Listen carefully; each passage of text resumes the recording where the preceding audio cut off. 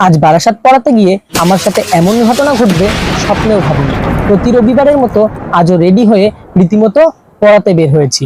ব্যাস কিছু দূর যেতেই বৃষ্টি শুরু হওয়াতে ছাতাটাও ভেঙে গেছে। এমন কাণ্ডতে এভাবে এই অবস্থায় আমাকে যেতে হচ্ছে, ছাতাটা না ধরলেই বন্ধ হয়ে যাচ্ছে।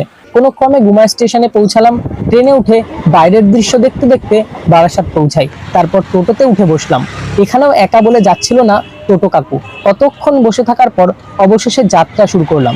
রাস্তায় অবশ্য প্যাসেঞ্জার পেয়েছিল টোটো কাকু। পড়াতে ঢুকে প্রতিদিন ছাত্রের বাড়িতে নুন চিনি আর লেবুর জল খেতে দেয়। পড়ানো শুরু করি। পরীক্ষা নিচ্ছিলাম আজ। তারপর দেখি কাকি এত কিছু খেতে দিল। প্রথমে ফ্রাইড রাইস ও ড্রাই চিলি চিকেন, তারপর ফালুদা। ফালুদা আমি প্রথম খেলাম, বেশ ভালো লাগলো। কাকি প্রতিদিন বাড়িতে বানানো সুন্দর সুন্দর জিনিস খেতে দেয়।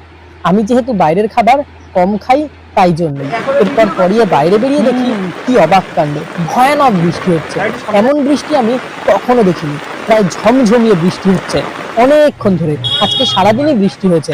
প্রথমে তো আমি ভিজে ভিজে পড়াতে আসলাম এবং তারপর যাই হোক এভাবেই বৃষ্টিতে পুরো ভিজে স্নান হয়ে বাড়ি ফিরে আসি।